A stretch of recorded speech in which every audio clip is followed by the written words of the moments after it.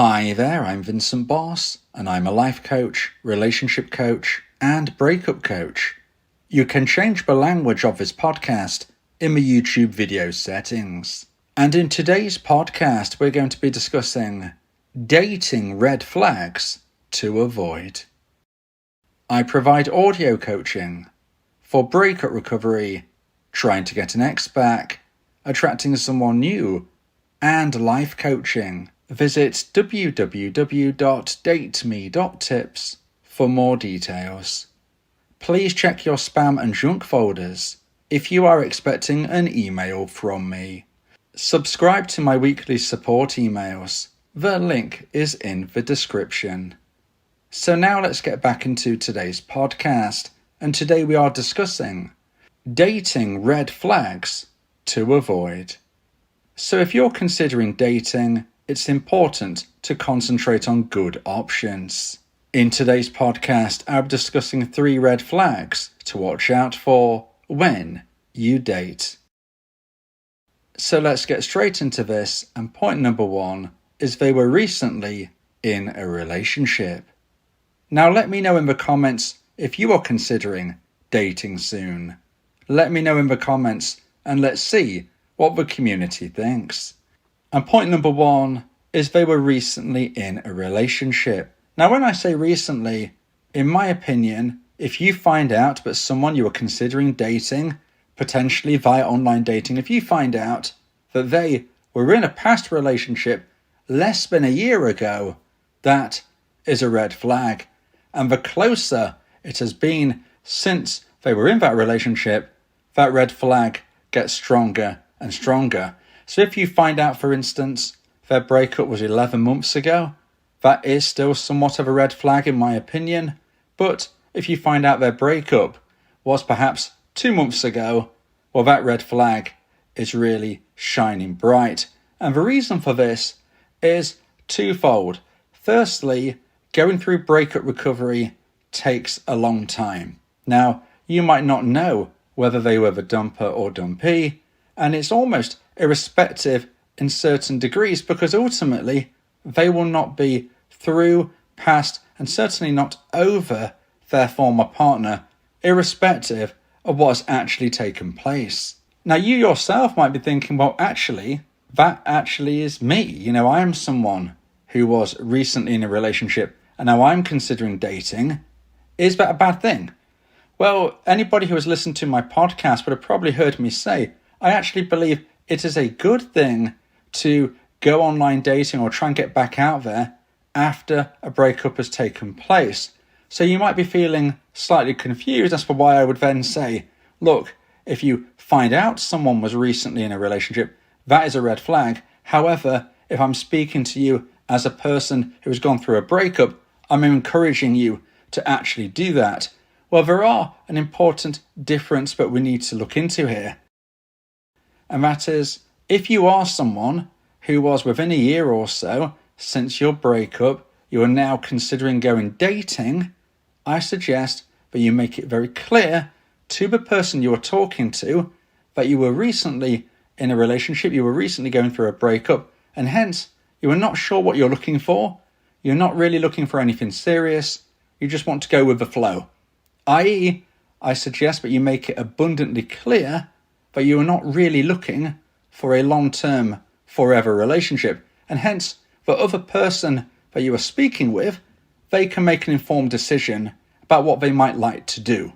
And hence, if you actually have that happen to you, and you have someone actually explain it like that, well, you can then make an adult choice. It's up to you if you want to proceed when you have all of that information. But what I'm speaking about in regards of today's podcast, about it being a red flag, is when you might find out someone was somewhat recently in a relationship and yet they are claiming that they are wanting to date for a forever relationship. And that's what I'm talking about here. It's not the people who are saying, yes, I went through a breakup 2 months ago. I'm not looking for anything serious. Are you interested in casual dating? That is fine if you want to proceed in that way. Obviously, it's your choice. It is your risk. They are explaining it clearly, and that is how I would suggest that you explain it if it was the other way around and you were the person going dating after a breakup.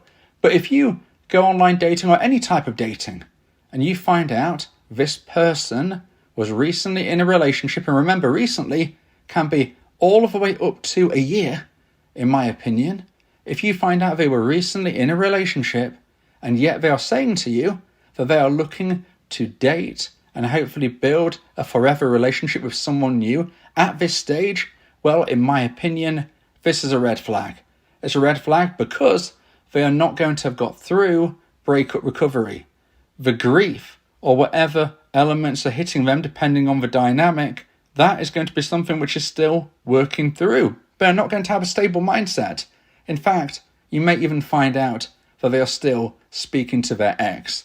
These things are not likely to have been in any way settled in the weeks or months post-breakup. In my opinion, even to a year or beyond, it can be somewhat risky, although the longer the time, the more likely it is possible that they might be ready for a new relationship. In a similar vein, you need to be very, very careful with anybody who keeps bringing up their ex.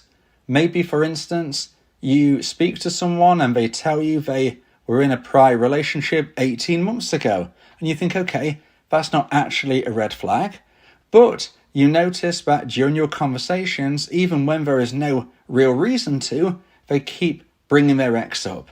Now, maybe it begins because you ask about their prior relationship, you want to know their relationship history and vice versa, they mention their ex, fair enough. But then they use that as a reason to keep bringing them up. It's a similar scenario where it actually showcases that they're not through the breakup, they're not over their ex. Whether they are the dumper or the dumpee, it doesn't really matter. If they are speaking about their ex, if they were recently in a relationship, this is a red flag I strongly suggest you avoid. So now let's get into point number 2 and the second point of today's podcast. Please like and hype this video. If you like my content, subscribe to the channel to keep updated. And point number 2 is controversial. And the reason I say it is controversial is because point number 2 is whether they've got kids. Now, like I said, it's controversial. Please hear me out. Don't just stop the podcast, okay? You might have kids, and I'm not suggesting that dating somebody with children is necessarily a bad thing, because it can be challenging sometimes, depending on your age range and whatnot, to find someone who doesn't have children. So please hear me out. When I say point number 2 is controversial, when I say point number 2 is a red flag that they've got kids, what I'm talking about in a broader sense is availability. Now, you might meet someone who has children, but it seems as though they have regular availability. And that, albeit it's still going to be tricky if they've got kids, at least it is potentially viable. But unfortunately, many people who have children who are trying to go out dating don't have much availability. And that is no good to you as someone who is wanting to build a forever relationship. Now let's consider the possibilities. Maybe you're dating someone who has children, but they don't live with their children most of the time. So what does that mean?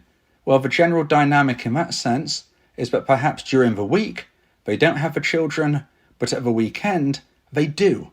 So the classic dating days of the week, the weekend, they are probably going to be unavailable. Is that really going to help you? Is that really something that you want? Now let's flip it round.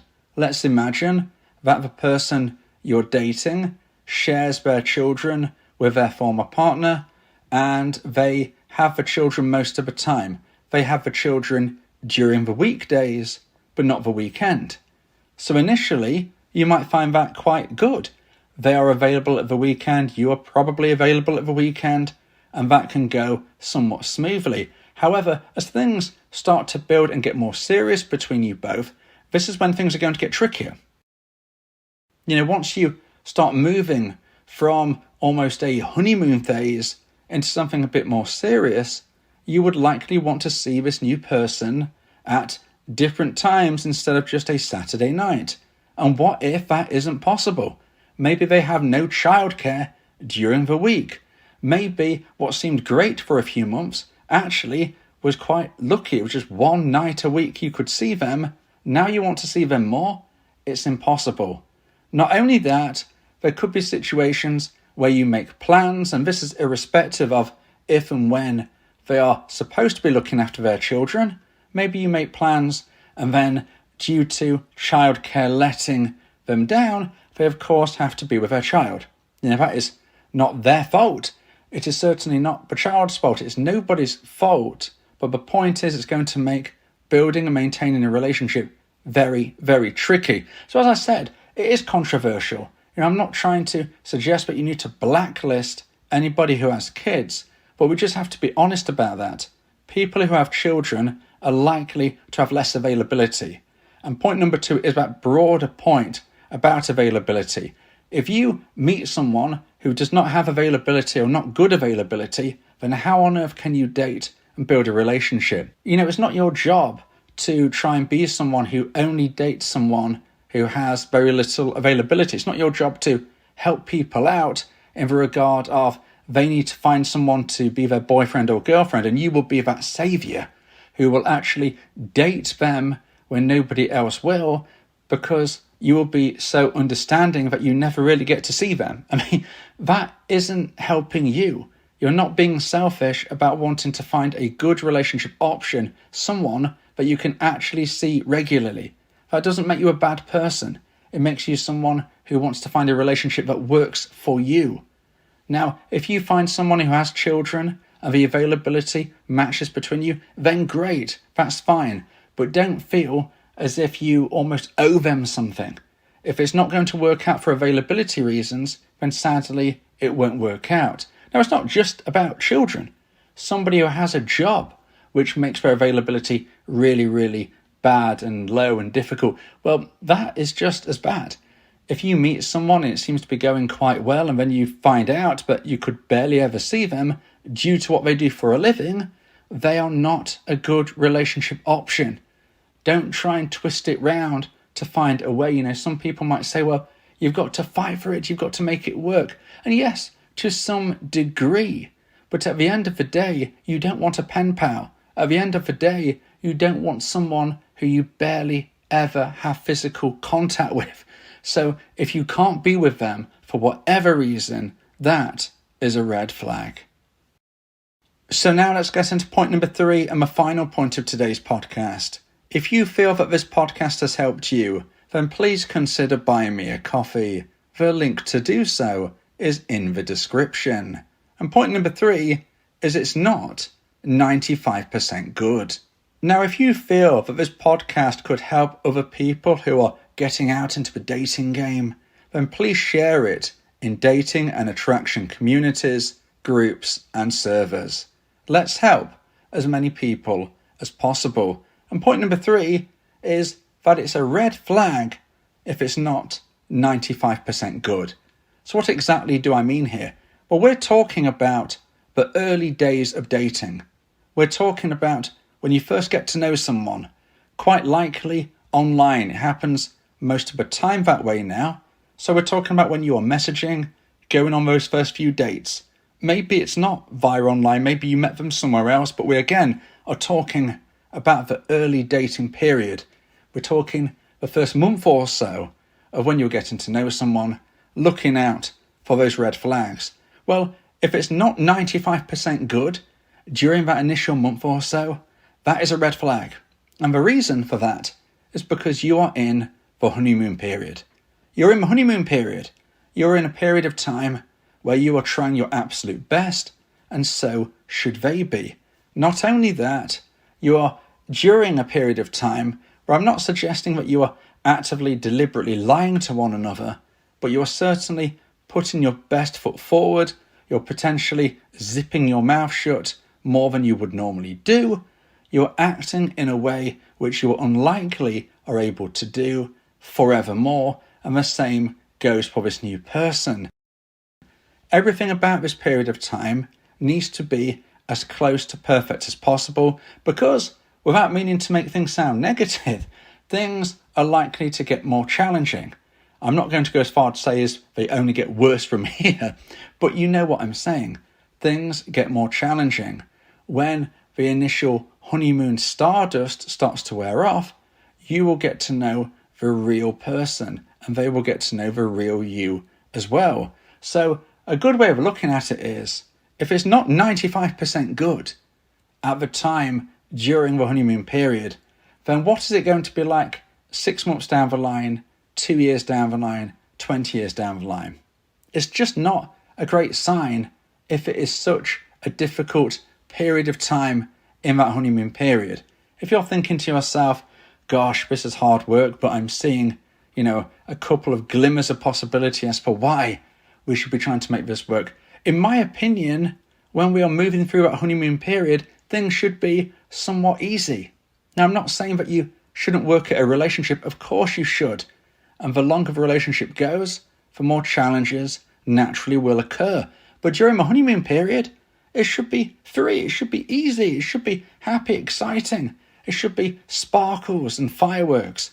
It shouldn't be tough. It shouldn't be a grind. It shouldn't be you having to ignore numerous things that you don't really like, but you're thinking, okay, well, I kind of like this one thing. No, it needs to be 95% good during the honeymoon period, because if it's not a great sign. I mean, let's use another analogy.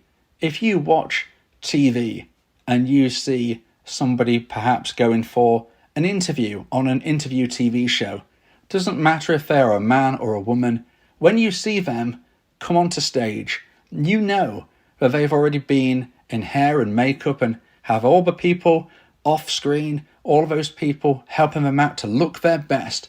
They've presented them in a way which looks their absolute best. If you see them on TV and don't think they look that great, well, imagine what they look like in reality. That is their absolute best, with everybody helping them, all of the magic of TV. If they don't look that great then, what is the truth? In a somewhat similar vein, using the analogy, if somebody can't present themselves at their best, where you feel a great connection, where it's at least 95% good, well, unfortunately, I don't think it's going to last in the long term.